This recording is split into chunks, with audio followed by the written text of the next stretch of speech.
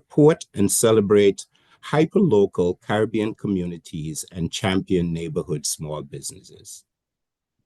Since founding I Am Caribbean in 2012, Worrell has produced more than 500 immersive experiences, reaching tens of millions of attendees in partnership with top corporations and cultural institutions, including Diageo, I hope I pronounced that correctly, the Brooklyn Botanical Garden, the Brooklyn Museum, BRIC, Caribbean Tourism Association, the James Byrd Foundation, and many others.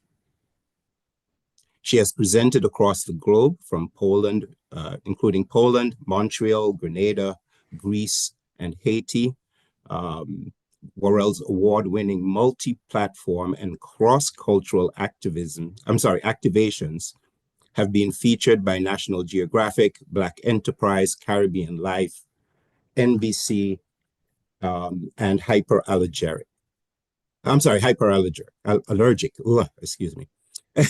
And she has been personally profiled in the New York Times and Good Morning America. Worrell began her career working for top media and technology brands, including Google, the History Channel, A&E, and Time Warner, with senior roles in strategic partnership, global business development, and digital operations, spearheading the successful launch of hundreds of digital TV products. From 2018 to 2020, she served as the head of Caribbean Tourism, PBS WNET, New York City Small Business Advisory Commission, and the Prospect Park Alliance. Ms. Worrell holds a Bachelor's of Arts in Cultural Studies from the City University of New York, Brooklyn College, and an MA in Media Studies from the New School. Without any further ado, I'd like to present to you our keynote speaker for this evening, Ms. Shelley Worrell. Hi, good evening, everyone. I know this is a one-way conversation, so hopefully everyone can hear me. Can you just drop it in the chat because we were having some technical difficulties earlier, if everyone can hear me? Perfect. Awesome. Thank you so much to Dr. Bramble and the Rockefeller Institute for this invitation. I'm going to be walking you through a brief PowerPoint. I will have to leave shortly thereafter my presentation due to another engagement this evening at Brooklyn Botanic Garden. We have our annual Winter Garden Fete. So I'm going to share my screen, and I may go off screen just while I'm doing my presentation. Can you all see my screen? Yes. Yes. Okay, perfect. All right, so this is a presentation that I adapted from a previous presentation that I did late last year at Princeton University for their Caribbean Connections Conference. In the background, you'll see a photo of one of our flagship events, which is our One Love Fest that's held every June during Caribbean American Heritage Month in Prospect Park. Oops, sorry. So our work, we like to call it, is very global in reach, but we're very deeply rooted in the hyperlocal. In our case, in central Brooklyn, the neighborhoods of Flatbush, Crown Heights, Bed-Stuy, East Flatbush, that's where we're based. And the organization has evolved from a singular film festival to a multidisciplinary platform where people come to connect and learn about and celebrate their cultural heritage. In this case, it happens to lean very heavily Afro-Caribbean, which includes the entire Caribbean, whether that's English, Spanish, French, or Creole speaking. This photo that you'll see that you're looking at in our is one of our flagship photos from the agency part of our work. We did a campaign for Diageo, who was looking to connect with the Caribbean American community here in New York City. So I never give a talk without the numbers. So as Dr. Irish mentioned, I served as the head of Caribbean partnerships during the 2020 census. And I thought it was really important for me to step away from my current role to actually go and uh, secure the data of Caribbean New Yorkers, and not only Caribbean New Yorkers, but Caribbean Americans. But one of the things that has been extremely hard to track before 2020 census is exactly what is the addressable market? How many Caribbean Americans are there? Whether those are ones who are born in the region or like myself, who's first generation Caribbean American. My parents are both immigrants from Trinidad and Tobago, or of course now they're second, third, and probably even fourth and fifth generation Caribbean Americans. But 20% of New Yorkers are of Caribbean descent, which is a pretty large number when you think about New York being a population of 8.8 million people. And then I think just to kind of push that point a little bit further, immigrants from Dominican Republic and Guyana, they represent two of the five largest foreign-born populations in the city, with 6 out of 10 of the top groups being from Caribbean countries. So these figures really demonstrate how deeply rooted Caribbean Americans have been entrenched in New York City, the Northeast, and the United States. And of course, Little Caribbean in Brooklyn, you have Richmond Hill, which is now Little Guyana and Queens, parts of Northern Manhattan, Washington Heights, which is also Little Dominican Republic, as well as the Bronx and even Staten Island having significant Caribbean American populations. On this slide, you'll see some snapshots of some of our work, including our participation at the annual West Indian American Day Parade, some of our work with Brooklyn Museum, Prospect Park, as well as some of our multimedia campaigns, including features of Jamaican Americans such as Biggie Smalls, in partnership with Link NYC. And I'm not sure how many of you have been down Nostrand Avenue, even Flatbush and parts of Utica, where we have our One Love Little Caribbean and I Heart Little Caribbean signs. So this is just a collage of some of the work throughout the years. So what is our approach to really sustaining community, and how do we celebrate our heritage? So there are four aspects of our organization. There's I Am Caribbean, which is the umbrella nonprofit organization that really is to build awareness and foster Caribbean American heritage.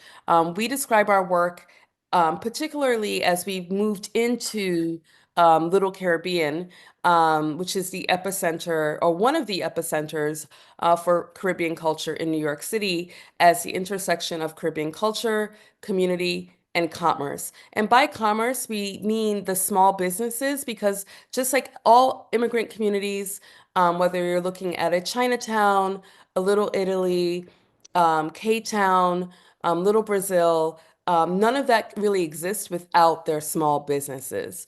And then, of course, we have our headquarters, which is now at 1399 Nostrand.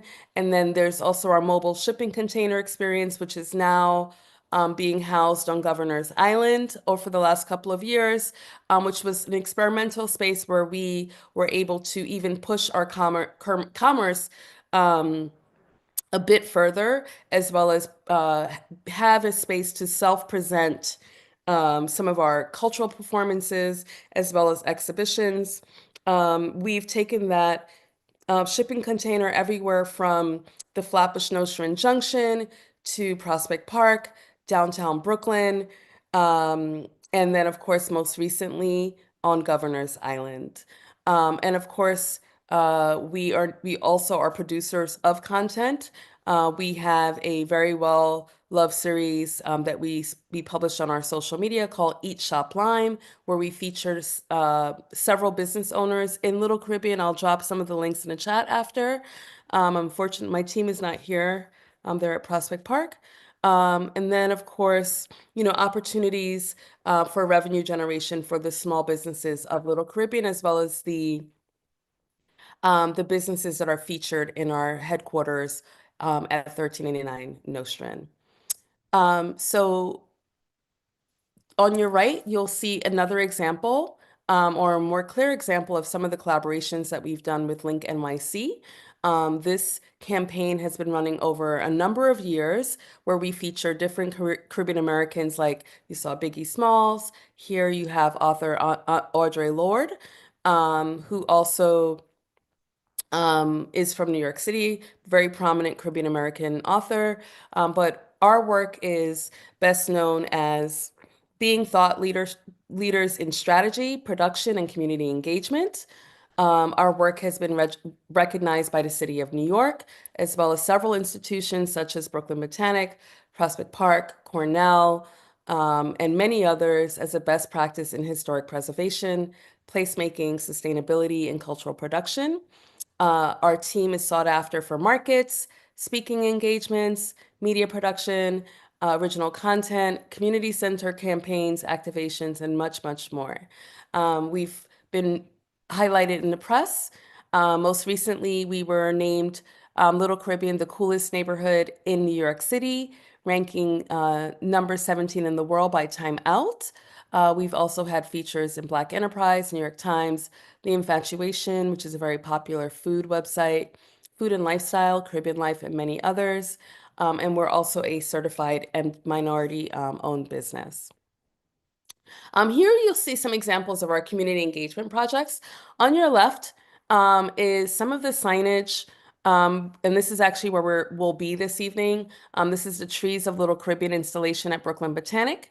This is an award-winning, site-specific culinary garden at the Botanic Garden in the conservatory. The beautiful thing about this exhibition is not only how we activate the garden at different times of the year, like this evening, but the contextual signage that was commissioned by a Caribbean artist, or we commissioned a Caribbean artist to do. So it interprets exactly what those plants and trees are, but then it also includes recipes as well as links to local businesses where you can actually find those ingredients. And this exhibition has won a couple of awards at Brooklyn Botanic. And they also have a sister exhibition called Plants of Little Caribbean, which is on view typically from May through about October. That's more of an outdoor tropical installation. In the middle, you'll see some of the work that we've done at Prospect Park. This is at the Lefferts House, pre-restoration. It was recently restored, and we engaged with Caribbean American artists to create a Caribbean gallery or veranda. And again, we were able to activate it with Caribbean movement, Afro-Caribbean workshops. So that's the picture that you see here. And then, of course, given my background in media and tech, we extend a lot of our work to online. So one of our earliest and most successful exhibitions was Life with Basquiat that we had on view at Brooklyn Botanic at the Caribbean House shipping container. And we decided that we wanted to make that a global exhibition. So that's now online, available at Google Arts and Culture.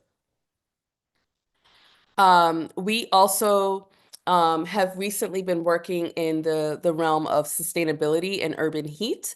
My dear colleague, Mr. Kenneth Mbunu, who runs the Flatbush Nostrand Junction Business Improvement District, he brought to our attention a urban heat island study that was done by the state controller or the New York City controllers. And it talked about Flatbush being one of the hottest neighborhoods in New York City.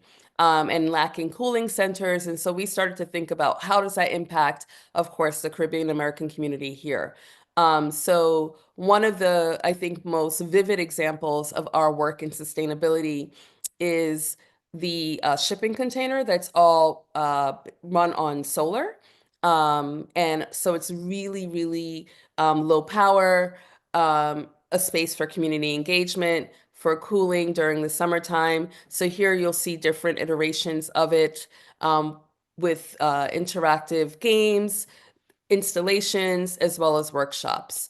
And this year, or last year rather, we had commissioned two graffiti artists from the Caribbean to repaint the container with prominent Caribbean Americans, Shirley Chisholm, Basquiat, and the very iconic photo of the Guadalupean woman.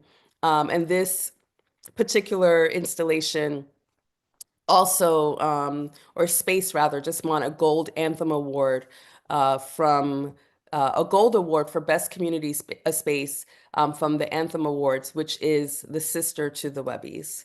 Another aspect of our work is cultural capital. So we have our own branded line of merch. So you'll see some of our best-selling sweatshirts here to the left. Again, this was following an event at Prospect Park. Of course, we're very, very focused on hyper-local economic development. Here in the middle, you'll see one of the street vendors here in Flatbush. He's holding our passport, which is a guide to small businesses in Little Caribbean. And the way that's broken up is by eat, shop, lime. To lime in the Caribbean means to hang out. So this has become our bestseller.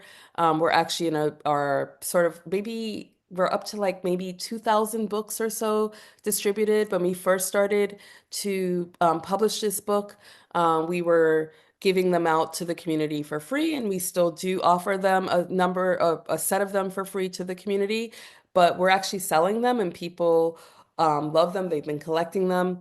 And so these passports have become a really essential part of the Little Caribbean storytelling. We've also had the privilege of hosting a Taste of Little Caribbean for Governor Hochul. So business development is very integral to what we do. We've also created opportunities for vendors and small businesses to offer their services to MasterCard, to BNP Paribas, at Smorgasburg, and a host of other multinational corporations. To the right, you'll see our headquarters. Pictured is Randy Piers, from the right to the left, who's the head of the Brooklyn Chamber of Commerce. You'll see Calvin Brown, who is the Deputy Commissioner of New York City Small Business Services.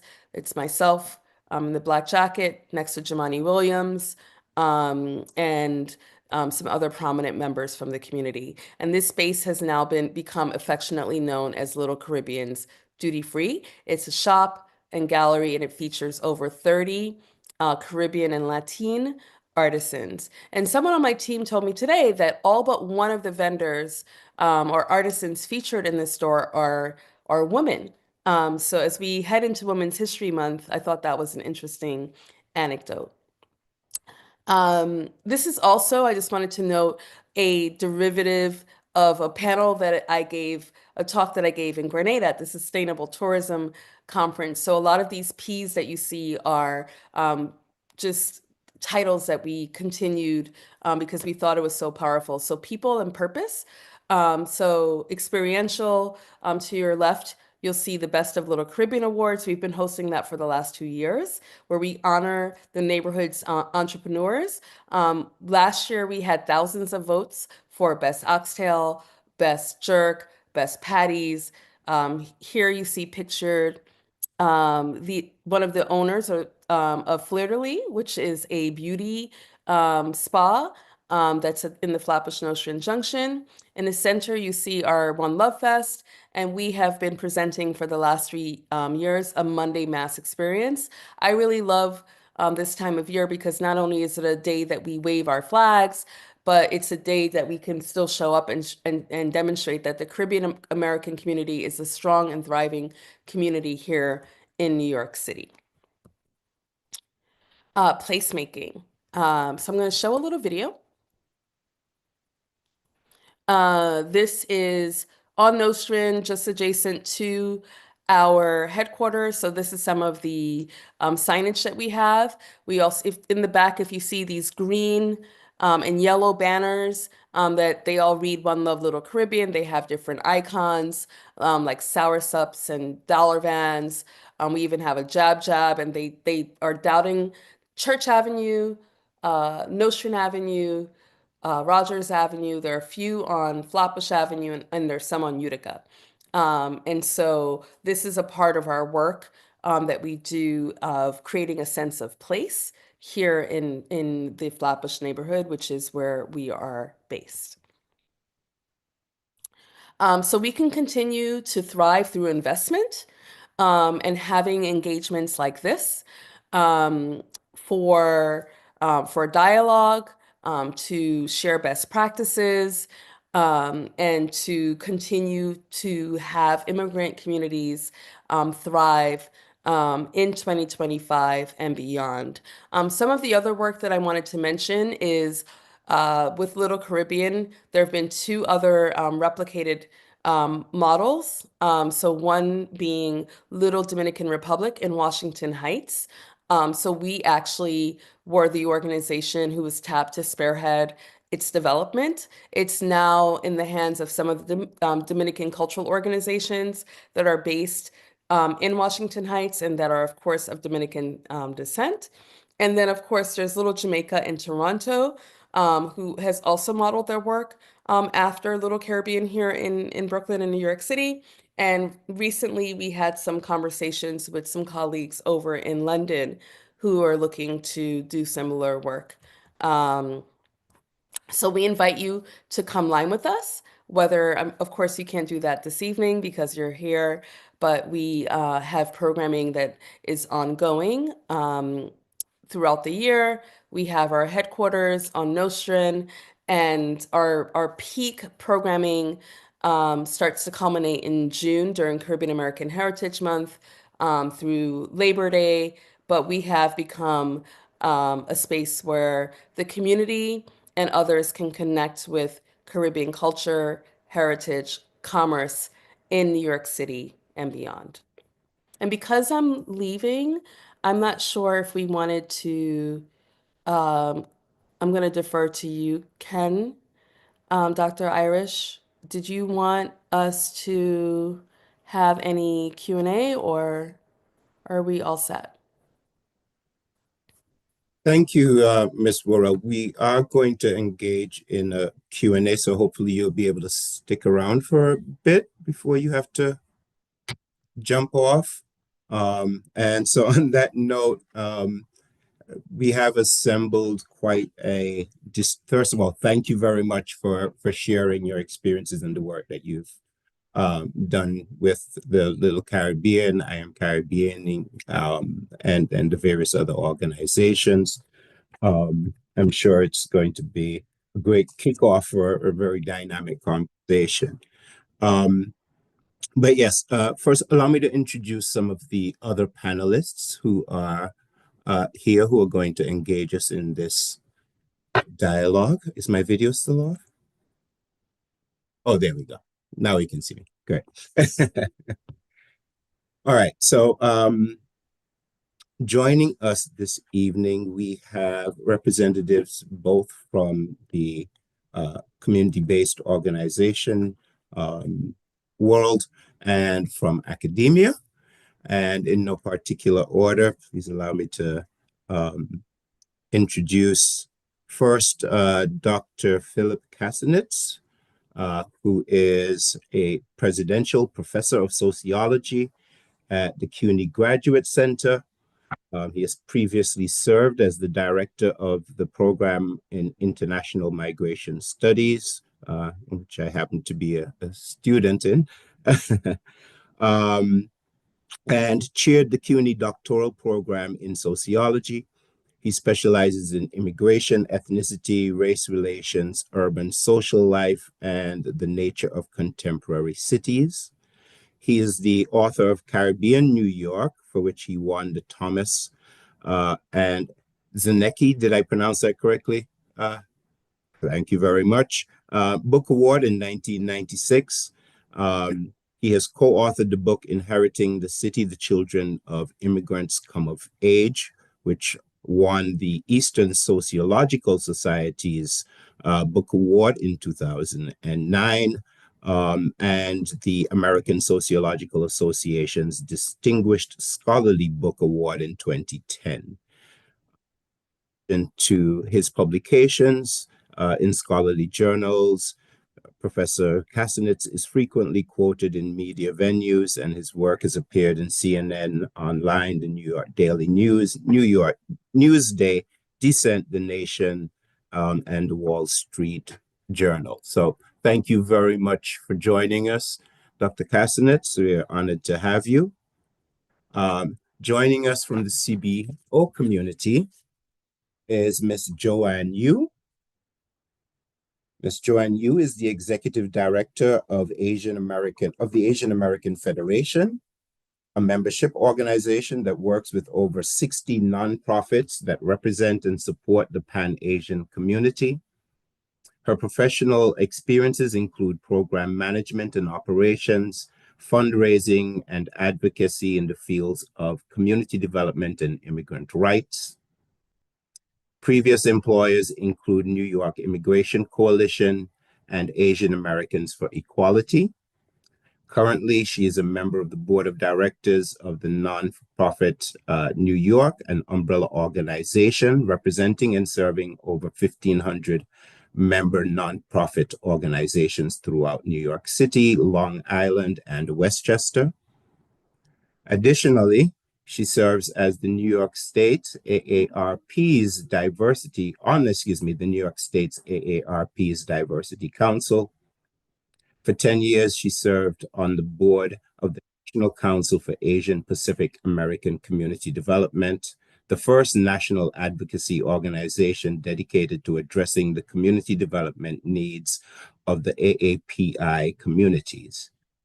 She was also a member of the first cohort of New York City's Coro's New American Leaders Program and served on the Alumni Advisory Board of Coro, New York.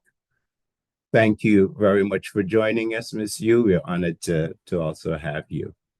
And last but certainly not least, we are honored to be joined by Dr. Els de Groot, who is Professor of Political Science, Public Policy, and International Migration Studies at Baruch College of the City University of New York and the Graduate Center of the City University of New York. She studies immigration, civil society organizations, urban politics, government bureaucracies, public policy, and quantitative research methods, with a focus on understanding how governmental and non-governmental organizations build institutional capacity for immigrant integration and representation.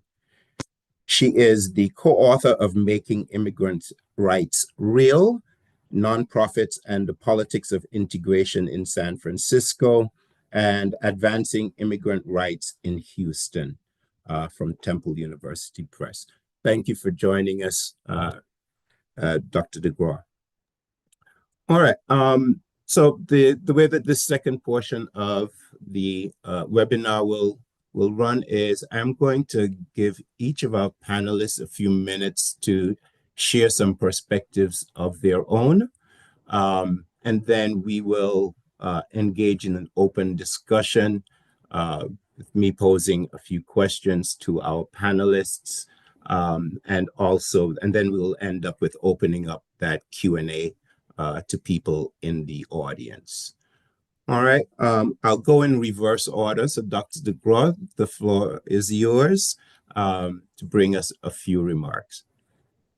Well, it's very good to be here. Thank you, Ken and Dina and the crew at the Rockefeller Institute and the center for inviting me. And so, by the way, the methods that I use in my research are qualitative, not quantitative. So now don't ask me any hard number questions, but so I'm a scholar of the local politics of immigrant rights, and I've done a lot of work talking and interviewing folks that work for community-based organizations. I think that's something we're going to dig into a little more in this discussion today. And I just want to underscore how important these organizations are for, well, of course, Shelley's presentation already gave you a glimpse into some of the work that these organizations do. I've interviewed a lot of organizations that provide services to immigrants of the kind that Ken mentioned, whether that's legal services or job training or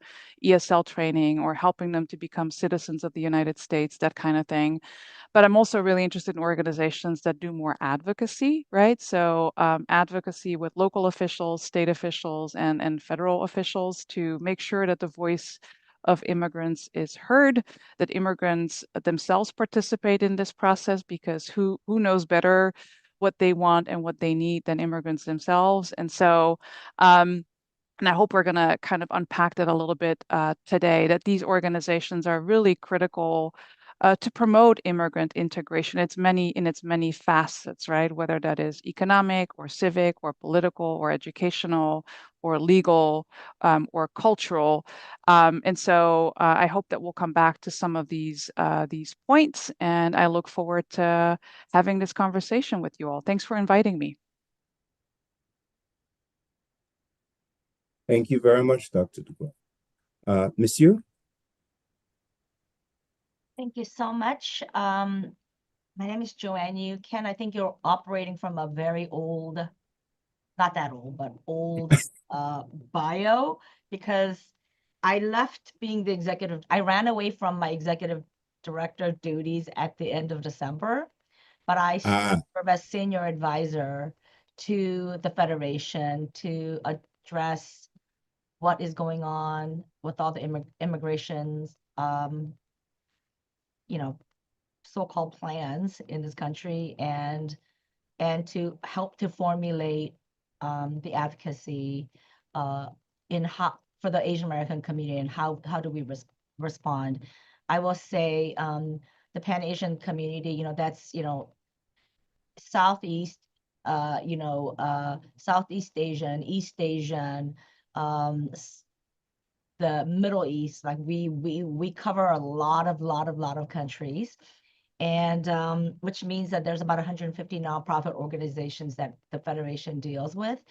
I have to learn to say we deal with, because I'm not the leader anymore, but I do talk to the leaders on a regular basis, because I think we are often a very overlooked community. We are very much we are the fastest growing in the city population, the city, state, and federal, but yet we are very much overlooked when we talk about immigration and integration. We are not visible, and so one of the things that the Federation has worked very hard to do is to work on that visibility, but also to work on the contributions that we make. And I love Shelley's presentation, and I am so shocked that, Shelley, I haven't met you, because we did what you're doing. We did something similar in the Korean community in Murray Hill and downtown Flushing.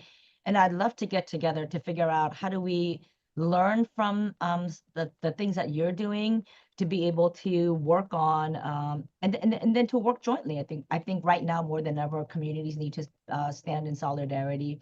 And I was so moved when she talked about Richmond Hill, because there was a New York Times piece recently about the attitudes of the Indo-Caribbean New Yorkers afraid to go grocery shopping because of ICE raids. And so all the things that we are going to talk about, that Shelley, you talked about, and the work that you're doing, it very much touches the work of the Federation. And I'm proud to say that I too am an immigrant. I came here as a very young kid.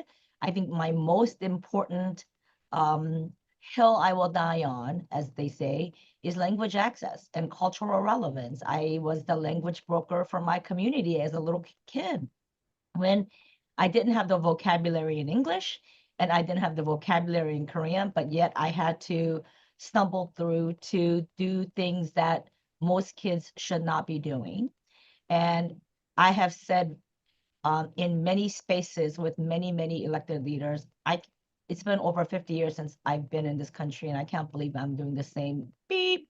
And so I wish that we could start to be better and to think about what we're saying and listening to the advocates. But I'm really excited to be here to have a wonderful discussion about something that's very timely in this country. Thank you. Thank you very much, Ms. Yu. Dr. Kasinitz, I'm just going to hand it right on over to you.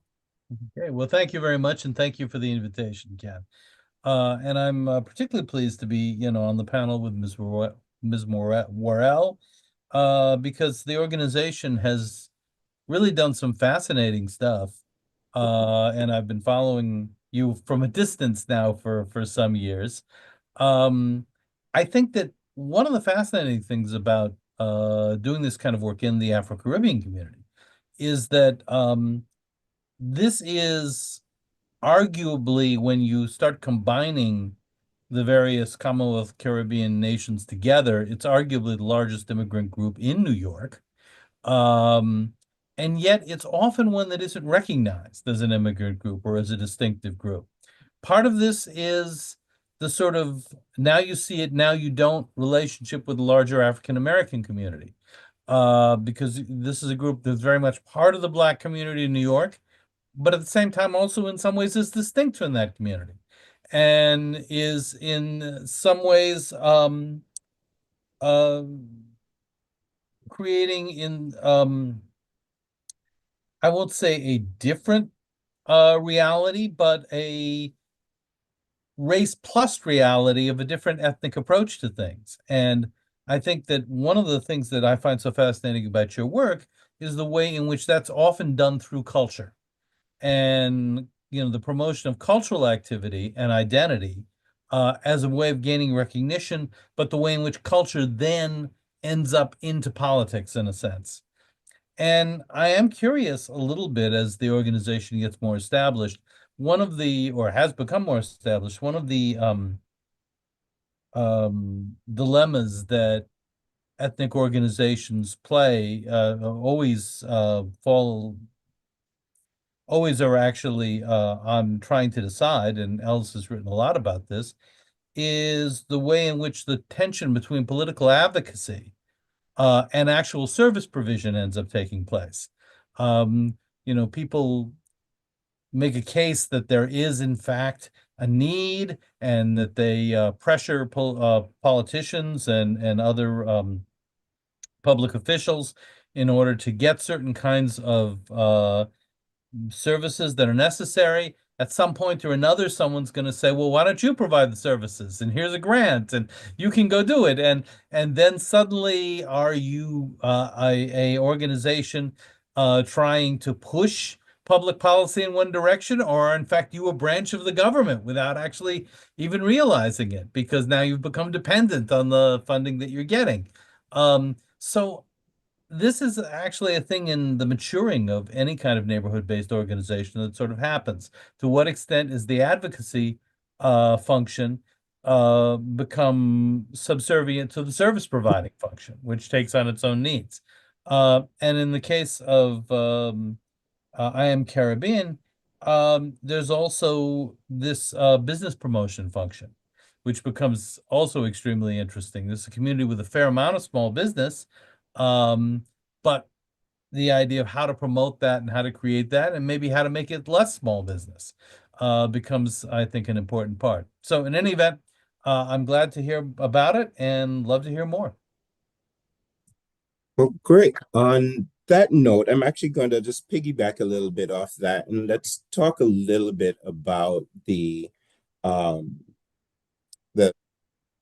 so to speak, in the community-based organization world between advocacy and service provision. All right. So I'm going to throw the question out, and it's open to all of you. So is there a necessary division of labor between advocacy and service provision in the community-based organization community? And if so, would you explain to our audience why that division necessarily exists? What are the implications of it? As I think we're starting to get into, Dr. Kasinitz. So what are the implications of this division between advocacy and service provision? And how does this division aid or impede the work of community-based organizations in addressing some of the key needs of the community? So that's a broad question with multiple facets.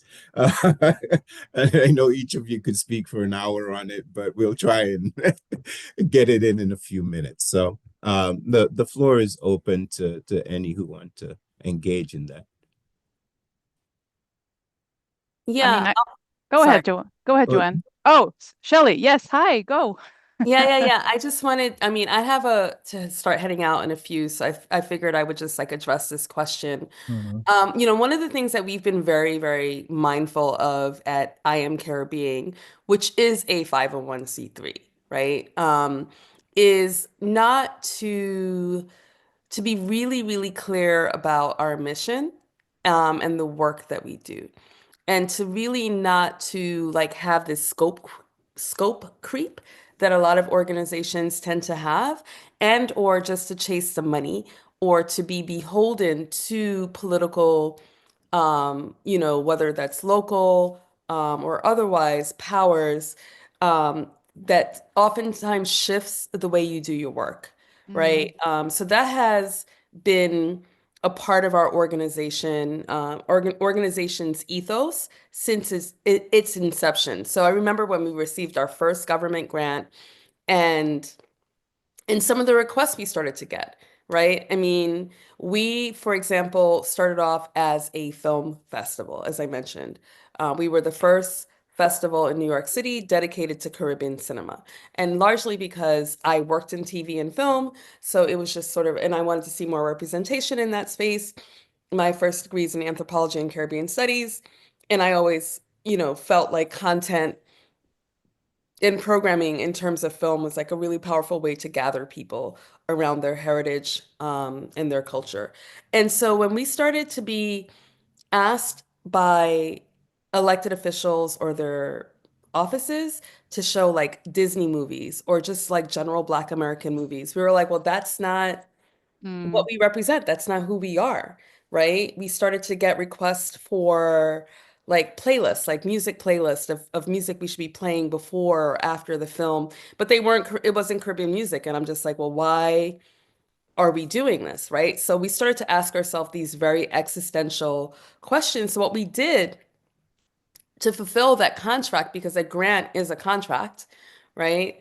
Was we created another derivative. We created another identity called Flat Pop, right? Because we didn't feel like it was authentic for us to screen a non-Caribbean film under the umbrella of I Am Caribbean. And so, what that wasn't really well received because, of course, the elected official wants the association with I Am Caribbean, even then, and this is like many, many years ago. And I think often that's what sort of colludes funding, at least in my experience in New York City, perhaps even New York State, is that, oftentimes, the elected wants to dictate, um, your programming, right? The content of your programming, the way you operate, or by extension, they kind of see you as an extension of their office or their services, right? Or they may want you to provide services that you normally don't provide. And so for us, that's just like a no-no. But that doesn't really make us popular with that group of people either, right? So we're extremely underfunded, because of that as a result. But that's a conscious choice that we, have chosen to make.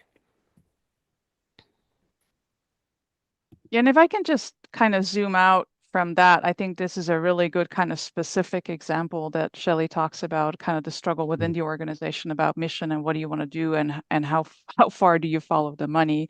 But if you look at the universe of nonprofit organizations, right? And we're kind of focusing maybe on the ones that are formally incorporated as nonprofits that have that 501(c)(3) designation that Shelley talks about, which has implications for how much lobbying they can do. And so we can get into that. But even within that universe, you have organizations that choose to be more service oriented, right? You have others that choose to do more advocacy in ways that is allowed and that they can do under the restrictions of, the IRS, so to say. And within that, there's a lot of organizations that do both, right? And so when I first cut my teeth on the work of immigrant serving nonprofits. As a grad student, I was doing research in San Francisco. It was very clear that the service providers who interact with immigrants on a daily basis are located in the communities where immigrants live and work and where they seek services. They knew these communities very well. And so they had an expertise that sometimes other organizations didn't have. So, so for example, Shelley mentioned that she got money from the city. And so that was also very common in San Francisco. Nonprofits often got grants from the city of San Francisco to do services that the city couldn't do in a culturally and linguistically appropriate way, right? And so they farmed this out, if you will. They privatized it, and so it went to nonprofits. And so organizations would go to City Hall to advocate for continued funding. And so, and they would advocate for that funding based on what they had learned through service provision in the community. There's a need for these services. We need more of this, or the community is changing in such a way that we need to adjust our services in such a way. So sometimes the line between services and advocacy, however you define advocacy, can be quite thin, right? So advocacy for dollars might be a little different than advocacy for a new law or in opposition of a law. But and so so that's one thing. Another thing that I've seen, and I'll pass the mic on to someone else, that when there was a campaign underway in San Francisco for a new policy initiative, for example, language access legislation, given that Joanne talked about the importance of language. So many cities now have language access provisions that kind of mandate multilingual government in some shape or form. The service providers knew why this was so critical to immigrant communities, but didn't want to be on the front lines of that advocacy. But there were other organizations that were very politically savvy, have been doing advocacy for a long time. And they said, no worries, we will be out in front, we'll take the heat, but you can support us in a way, for example, bring clients to, the hearings in City Hall to underscore how important this is, or join us for a rally, or get the word out to the community. So there is a division of labor sometimes where the advocates who have the expertise and are savvy and know exactly what they can and cannot do under the law, they'll be out front, they'll take the heat if there's blowback, and then the others will support in a way that they can. And so anyway, so it gets a little bit at the collaboration, the tension sometimes. Yeah, so I'll leave it at that for now. I could take it the next from here. I think service and advocacy is complementary, and you have to have that model. It can't be one in isolation. And it's true. I mean, the Federation is exactly that. It's a complementary model. Their primary responsibility as a Census Information Center is that we pump out a lot of data because we've got to tell. It's the most critical thing is numbers and to be able to tell the story of who the Pan-Asian community is. And I think that's number one. The other thing also is, okay, so you have all these people here, 70% of us are, immigrants and children of immigrants. We have one of the highest limited English proficiency rates, one of the lowest graduation rates, high school graduation rates in the country. There are lots of numbers that we can throw around, but that's the advocacy part. That is, here's what is happening. We have these numbers. We need to have policy changes. You need to start to look at us. And so the Federation continues to be sometimes the hammer. Exactly that. You have to go in there and yell and scream. And sometimes when you go and yell and scream, you have to bring your member agencies with you because they're the service providers. And they're coming in to say, yes, anti-Asian violence has been a problem to service. So when we're screaming that, they come in and say, yes, that has been a problem because we've had 400 cases in South Brooklyn and nobody's doing a damn thing about it. So I think that is how service and advocacy go hand in hand. I think sometimes people think advocacy is a bad word. It's a dirty word. And I'm thinking, if you are doing service work and you're not advocating, you're not doing your job right. You should be doing advocacy work all day long because that's who we are. We are advocates. We are advocating for our community. We are advocating for the most vulnerable people in our society. And so, I love this question. And, I think a good organization does both. And we are teaching our community, especially many of the smaller organizations, You can have both. You don't have to pick. All right, I'm going to just shift it a little bit. So in light of rising national nativist rhetoric, what strategies can any of you share that have proven most effective in deconstructing stereotypes and fostering mutual understanding within diverse communities? So I know, Ms. Worrell, you talked a lot about putting the cultural expression out there. I love the idea of the connection between you and New York City link, so that you're highlighting the contributions of Caribbean Americans in a very public space. And even the idea of the creating artwork, public artwork that displays and highlights not just the diversity of the community, but also some of the historical contributions. So I love that the graffiti you're talking about said, "Here's Shirley Chisholm. Here's someone, you know, not just unique to this particular subgroup in the community, but who has contributed to the larger history." Are there other strategies that any of you can share from your vast experience that have been successful in terms of bridging some of the divides that we see in the community?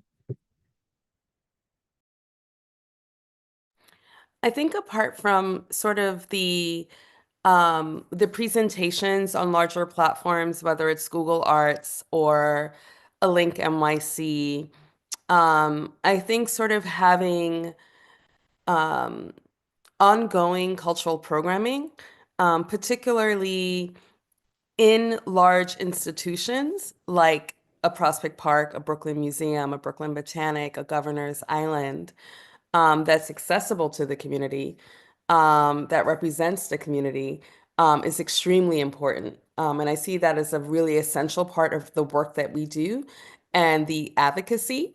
So I can think back to when we did our first collaboration with Brooklyn Museum. And that went on to become one of their most successful programs, actually the most, not for people of color. It was kind of like the mothership of Brooklyn Museum, so much so they named the program after us. It was called Caribbean in Brooklyn. So if you go on like Instagram or Facebook and you like search the hashtag Caribbean in Brooklyn, you'll see a lot of that, those like 2017, 2018 collaborations that we had with Brooklyn Museum. Um, and we went on to present that at many conferences as like a best practice in cultural production. But sort of like it took us over a year to get our programming in front of the right people at Brooklyn Museum. And for us, and basically what we said to them is, we have a really large and significant population, not only in New York City, as Phil just mentioned, like we are the largest immigrant group in New York, but you have this community right south of the museum. There's Crown Heights and Flatbush, south and east of the museum. So why shouldn't some of the programming here be reflective of the community that you're serving, right? If you're saying that this is a museum that serves the people of Brooklyn. And so we did our first program and it was really, really successful, right? And that program actually gained so much traction at its height. We had 25,000 people throughout. This is like a first Saturday, the August 1st Saturday. It went from like 18 to like 25,000 people at its peak. Um, Unfortunately, sadly, the irony of that now is that program has just been canceled by Brooklyn Museum due to lack of funding. So, whether we're talking about immigrant institutions or cultural institutions like Brooklyn Museum, which is over 200 years old, like funding is an issue. Like they're in a deficit. So they had to lay off people. They've had to cut programming. So it's a real issue across, the nonprofit world. Back Shelley up here a little bit. So I love that you talked about funding, because for people who look like me and Shelley, that funding isn't always available. It is not readily available, and we have to fight for every dollar. And oftentimes it's almost like fetishized funding, right? One Black group, one, I mean, like Shelley, she wouldn't even get looked at as a Caribbean group. That's right. All, one Asian group, so it's going to be Chinese. And then, that's where the advocacy comes in. And sometimes when there are opportunities, they always say, we're going to just pick one from each community. And so the work that she's able to do has come from a lot of advocacy, a lot of fighting for, making sure that we are in people's consciousness and to be able to say, we deserve reflection of who we are in the programmings that all these institutions, are putting together, and we deserve to be celebrated. And so, yeah, sometimes I like to call it the great, having done this work in the immigrant community for 28 years, I like to call it the great government funding Hunger Games, right? And literally, we know what we're doing. We know we have a lot of innovative ideas, but yet we have to fit our square, very brilliant ideas of the square peg into this round hole called government. And sometimes private funders too. And we're just pounded into sometimes getting that innovation away from us. And it is a very difficult position, especially now as funding is drying up to do the work that we need to do. It's a really scary time for us, but yes, we can't do anything without funding because we too have to eat and we too have to pay our staff. And Miss you, like I'm gonna piggyback on off what you were just saying. So in light, we're in a very uncertain time, to put it nicely, and particularly where funding is concerned, right? Are there alternatives to the government line of funding? What other alternatives are community-based organizations looking at in order to continue their work? Because I assume this has to be an important conversation that's taking place across all of the CBOs. Is, well, how do you continue to operate in an atmosphere where the government agencies, because, and you guys correct me if I'm wrong, as I understand, certainly as the relationship between the CBOs and the government goes, the government can't get into the communities to do the wide range of things that you and organizations like yours do. All right, so it is pretty much that they are their way of supporting it is like we provide the funding, we provide significant amounts of funding, whether it's refugee resettlement or educational programs or whatever it is. It's a wide range. But as that relationship gets strained, is the community-based organization pursuing and exploring other sources of funding, other models of funding? And I'll leave it open to you guys. I think anything is off the table.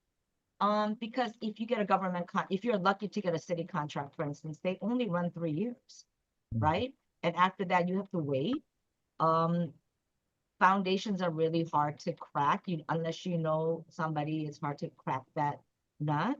So we jump through hoops to support all the great ideas that we have. We are hoping that, if you're lucky enough to get a McKinsey Scott grant, then you're pretty good. But those are hard. But having to do events, having to think of creative ideas. And I think as an immigrant community, especially the Asian community, we are plagued with the model minority myth of you guys all do very well. That's not true, because some of the poorest New Yorkers are Asian Americans. And so how are you asking people to give you money, but yet I will tell you, they're probably the most generous. So, we have to think about creative ways to raise funding. And so I will tell you that we are chronically underfunded. We are constantly pitted against each other, and not just the, other Asian groups, but other, communities of color groups. And I'm going to be cynical to say, you know, now that I get to play a senior advisor role, I get to sit and say, I'm sure it was built this way. Because there's so much power if we can all get together to say this is what we're going to do. But it's designed, I keep reminding a lot of young people from the Asian American community and from other communities of color, the system that we're operating under wasn't built for people like us in mind. And so now we're having to go out there and figuring out, what are we doing? How do we innovate? How do we continue? At this point, it's not innovation. How do we sustain when the dollars are drying up and we are literally dying out here? Yeah. It's a rough world. And if I can just chime in, Sure. I've spoken with a lot of nonprofits and asking them about where their funding comes from. And so, and it runs the gamut, right? You got organizations that are completely dependent on government funding, others that will not take any government funding because they don't want to be beholden to government. And so they actually go maybe the more private route. But funding from philanthropy is not a panacea either, right? And so they often also come in short kind of stints, 3 years, 2 years. And they also have expectations for what needs to be, shown at the end.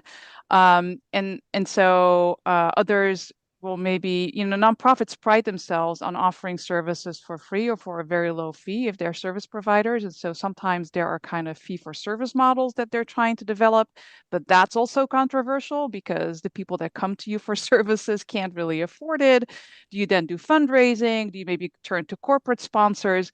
And nothing, so they have tried to diversify their funding portfolio, but it's challenging. I just want to say one more quick thing about foundations. I think in New York, we're blessed with, a healthy infrastructure of foundations, including several that are fairly progressive and that will prioritize and have identified immigration issues as something that needs funding. There's a lot of other funders, the vast majority, who have not identified immigrant rights or integration as a funding priority. They'll fund in other ways that benefit immigrants because they fund senior services or after-school programs, but they haven't made that leap to say immigrants are a group that deserves a special funding category. If you're funding in New York, where more than a third of the population is foreign born, you're funding immigrants. And so it's sometimes really hard for foundations to say that, maybe because they have a conservative board or something else going on. And of course, in this political context where I think there's fear that's very widespread, not just among immigrants, it's among organizations, even local governments, about what the Trump administration is going to do, I think foundations are not, I'd love to hear from Joanne and maybe Shelley what they've experienced, but I can't imagine that they're really jumping at the bit to say, there are a few exceptions here and there, but to say we're gonna prioritize immigrant funding in the next 3 years. There might be some emergency funds released, but I think foundation funding is going to be challenging in the immediate future. Shelley, I saw you had your hand raised. Did you want to comment on that? Yeah. I have to, after this, I'm going to have to run because Understood. yeah, I have to get to the Brooklyn Botanic Garden. But, I think that we're exactly in this conundrum. Like one of our largest grants right now is a city grant. It was 3 years. It expires June 30th, the end of this fiscal year. And that was directly funding a lot of our place-based initiatives around small business in Little Caribbean. So this is a very, very critical question that we're asking ourselves, and like, what are we going to do come July 1st in terms of programming, in terms of operations, and even staffing, because this particular grant funded a full-time position as well as, a number of other initiatives that are, I think, critical to our community and its future and sustainability. So for us, this is a very top of mind issue. We do not have a lot of private sector funding either. So, it's sort of like the nonprofit conundrum, especially when you're a smaller to mid-sized nonprofit. So yeah, and I'm really sorry, but I really have to run now. We appreciate it. And I will drop my email in the chat for anyone who wants to connect. And we're very active on social and digital media. But thank you so much for extending this invitation to Well, thank you very be much in for the joining us and presenting and sharing your experience. Okay, excellent. Thank you. Dr. Cassidy, I know you have a wealth of history about the immigrant experience. Can you think of ways in the past, perhaps, that immigrants have organized in order to fund and support community development outside of the reliance on government support? Does a wealth of history mean, is this your nice way of calling me old? My Yeah. loving way of calling you. Yes, precisely that. Yeah, I think that,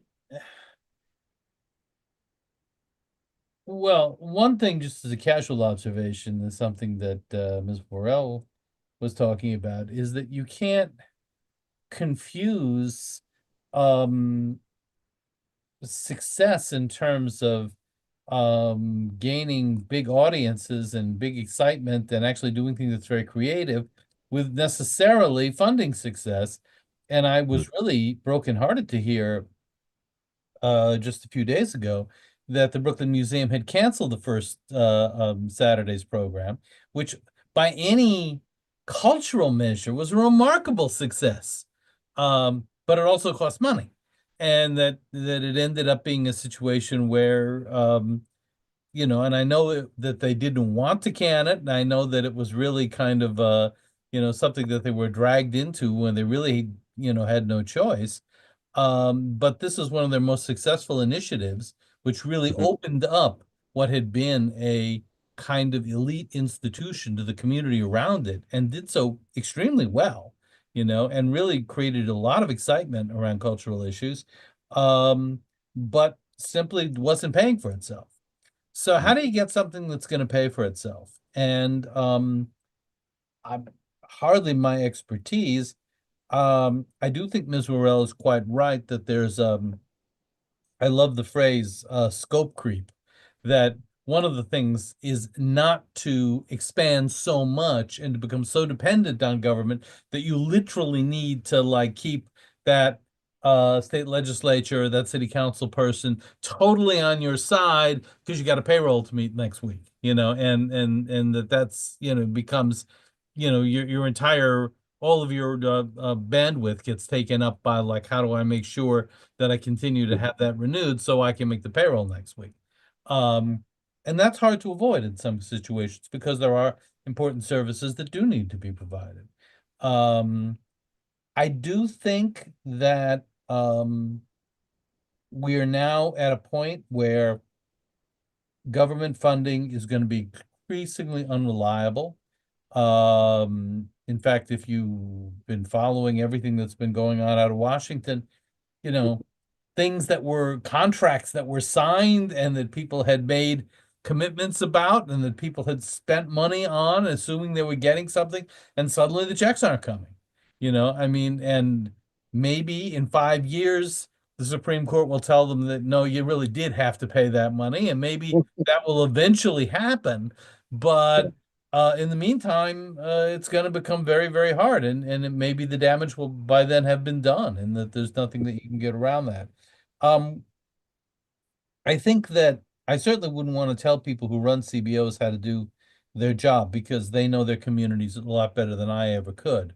I do think that when there are sources of funding internal to communities, those have to be explored. You know, I think that since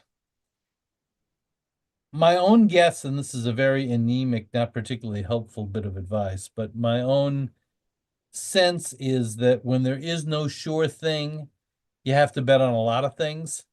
You know, it's kind of a cover bet situation. So I would say 1 foot in the foundations, you know, 1 foot in the community itself, and particularly in communities that do have a business presence, and then one foot in government. Then this three-footed monster has to, like, keep going from one to the other because none of them are in themselves all that reliable.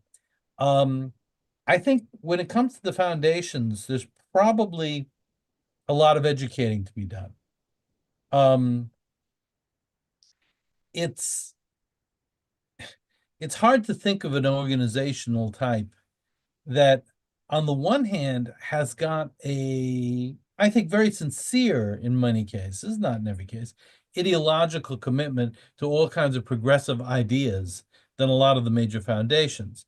On the other hand, to be a little cynical, if you look at who works for the major foundations, the presence of recent Ivy League graduates in all of them is really quite astounding.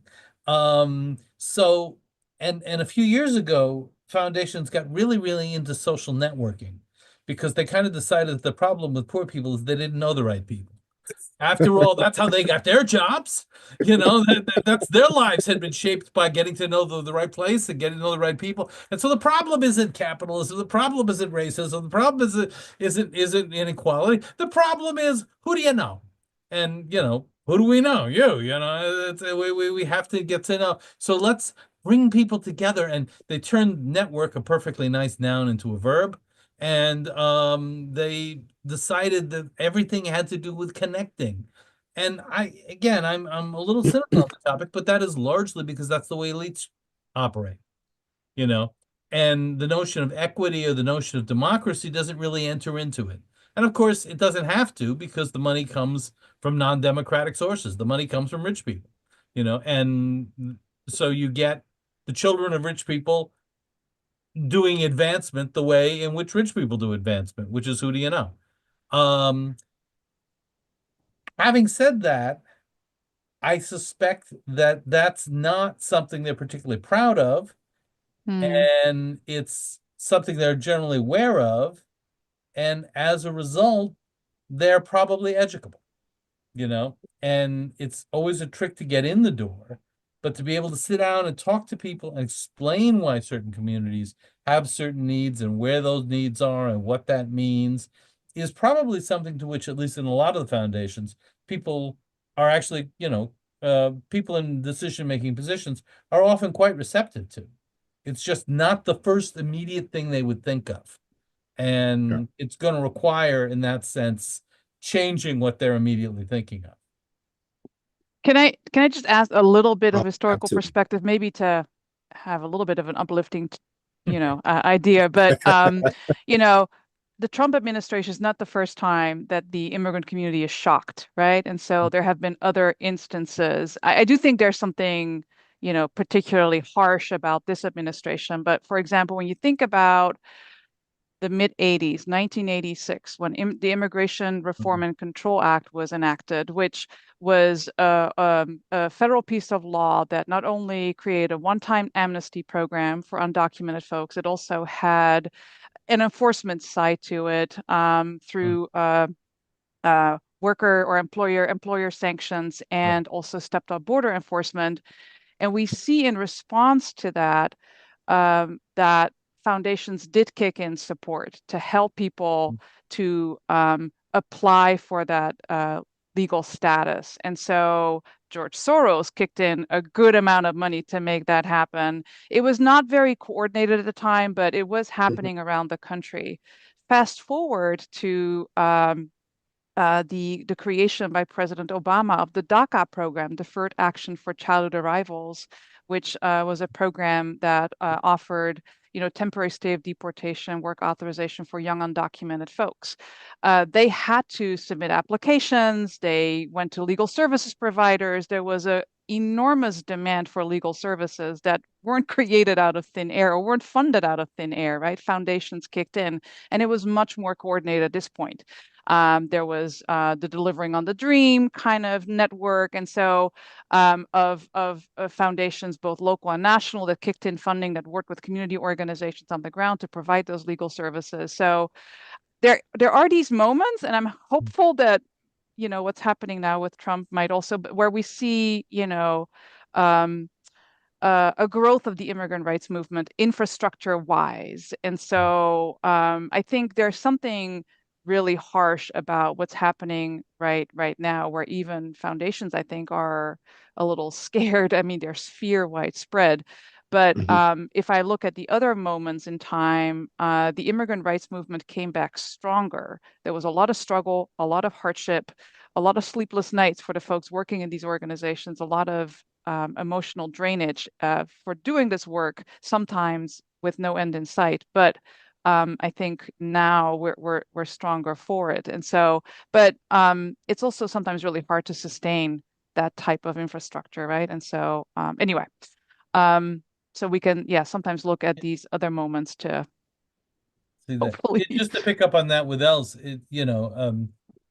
the long run, one of the long run impacts of IRCA and the stuff that happened in 86 and immediately thereafter, between 86 and the early 90s, was California became a solidly democratic, the state that gave us Richard Nixon and Ronald Reagan became a democratic stronghold, because an awful lot of people suddenly decided that maybe naturalizing and maybe registering and voting was really important in a way that, and the fact that so many people were naturalized under IRCA really just changed the dynamic. So it's quite possible that things swing back precisely because of the assaults that are going on, or precisely because of the way things change.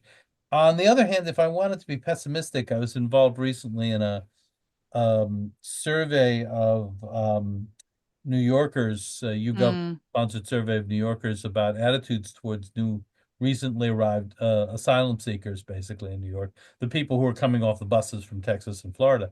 And on the one hand, the good news is that most New Yorkers remained relatively positive about the role of immigration, that it's the kind of, and we did this in October of last year, October of 2024. So there was a definite, this was the time when the mayor was talking about how the city is being ruined, the city is being destroyed. We have absolutely no money for anything. We're going to have to house these people, and all this horrible thing is going to happen every program we've got.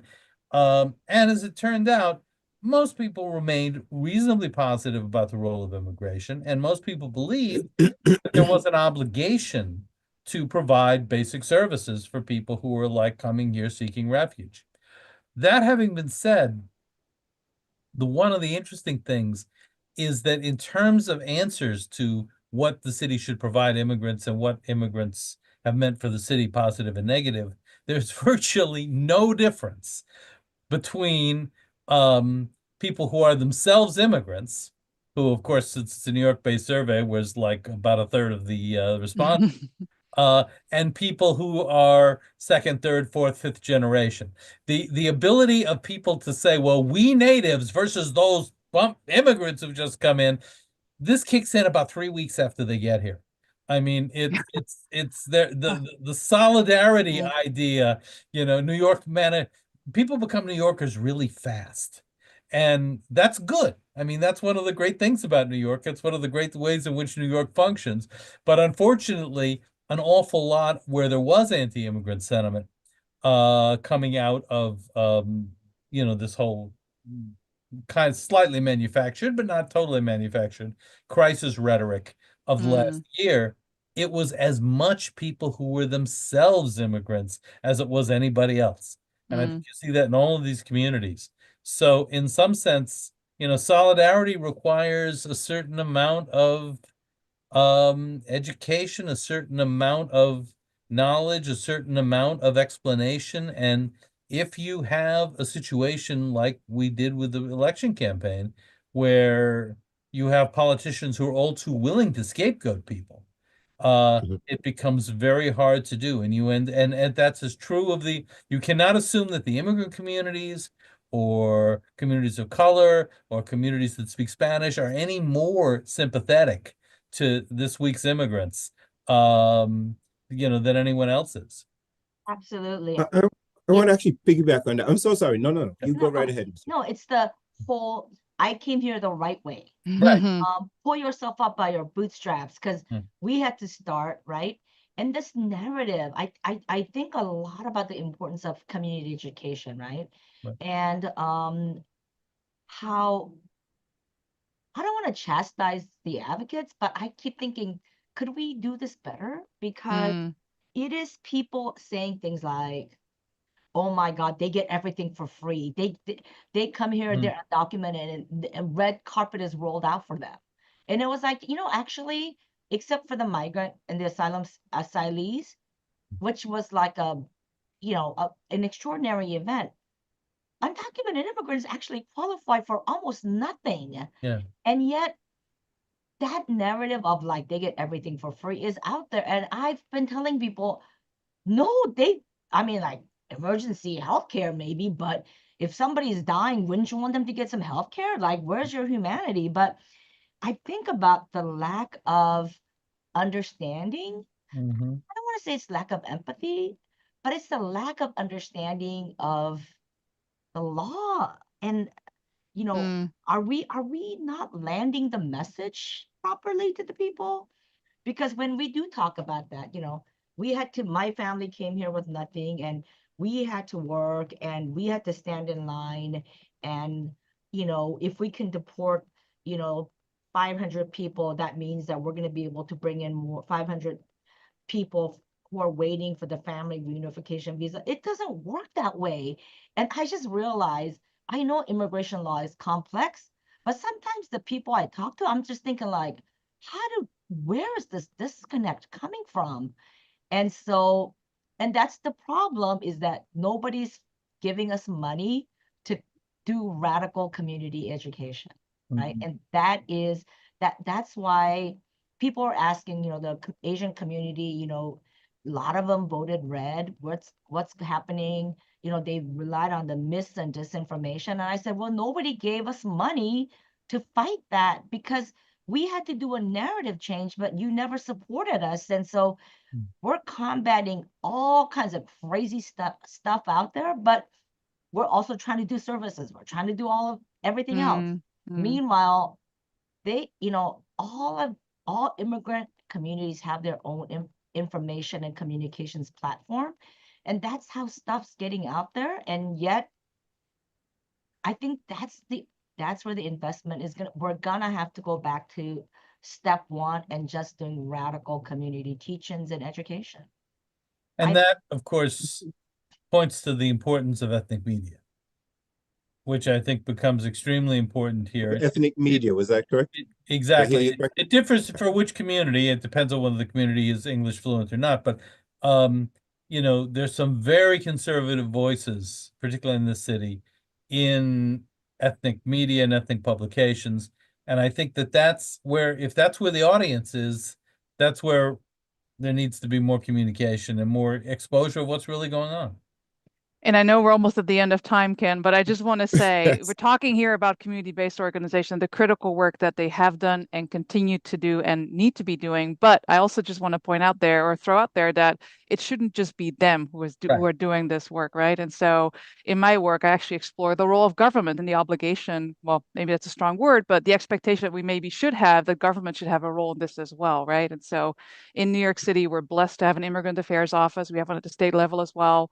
So kind of even creating spaces in the city bureaucracy, where these conversations and the right information can come out, is also something that government officials need to have on their radar. And so anyway, leave it at that. All right. Very good. Thank you very much. Dr. Refke, do I have your indulgence to ask one last question?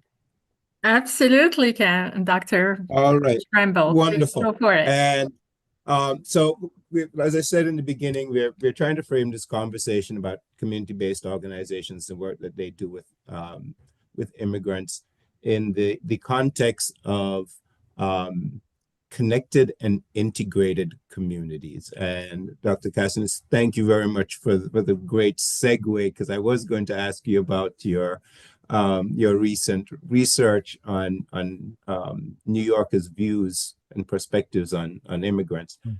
But here's my question to you, and I'll keep it simple. How do you envisage, or what does it mean to you when we talk about connected and integrated communities as an end game for the work of community-based organizations? What does that look like for each of you. And I'm going to preface it with just one last thing, which is that, New York, absolutely, it's been repeated throughout this dialogue that we are a diverse city of immigrants. We are also very segregated city of multiple cultures. Like, I don't want to say multicultural city, but we are a very segregated city, right? And even so, I'll leave it at that. So, how do you guys, each of you, how do you define the idea of a connected and integrated community, given all of that? To go first.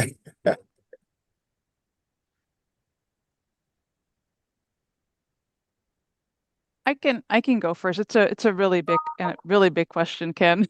So I'm going to try to be short and snippy, but Sure. integrated community. I think for me, first of all, that brings to mind a community where we celebrate diversity and we don't take diversity as something to fight over or quibble over, and so something that brings us together. I would also imagine integrated community is a community where everybody has the opportunity to thrive in whatever way they want, right? And that the barriers to do so are minimized or reduced as best as possible.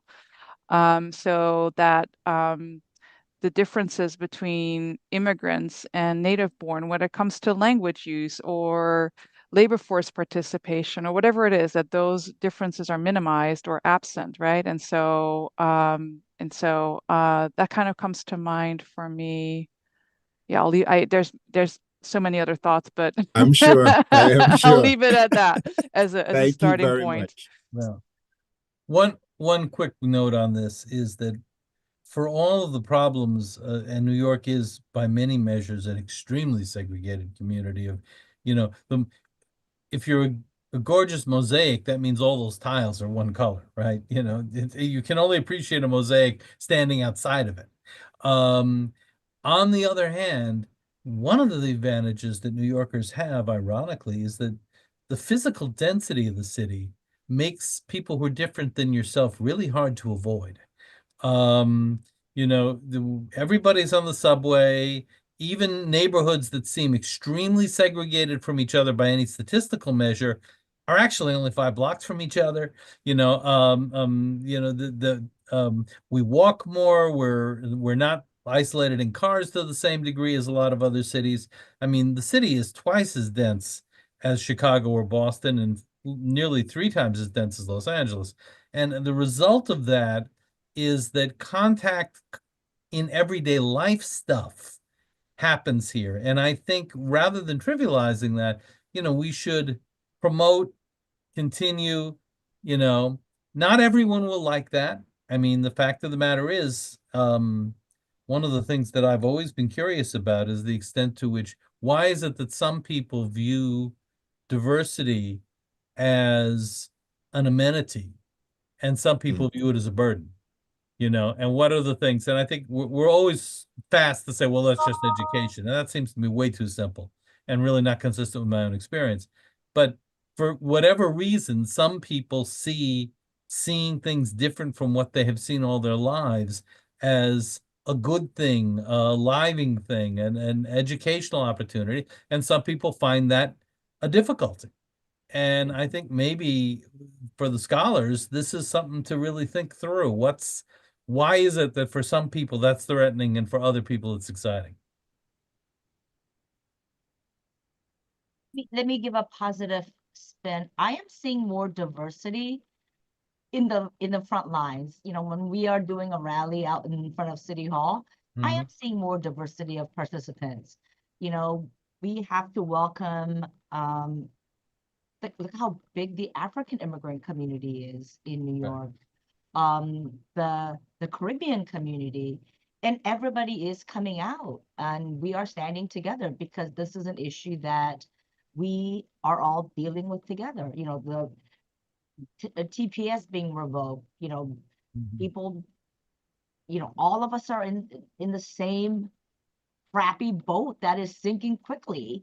And so I think we are all standing together. And there are other programs that we've done as nonprofits that are successful.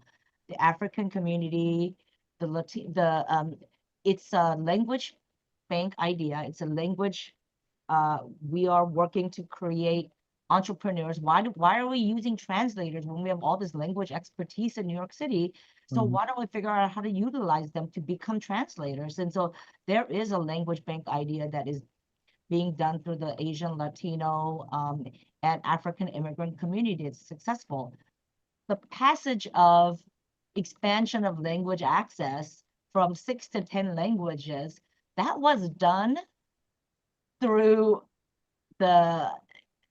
it was a Christmas Eve phone call where we were playing hardball on the phone, and they said, fine, right? And I was like, my parents said, you have the worst job in the world because you're on a call with City Hall on Christmas Eve. And it was like, but it was something to fight for. And when we negotiated what those additional languages were, we said, your community needs this. No, the African community needs at least 2. So how about if we do this and this? But, you know, my community needs this too.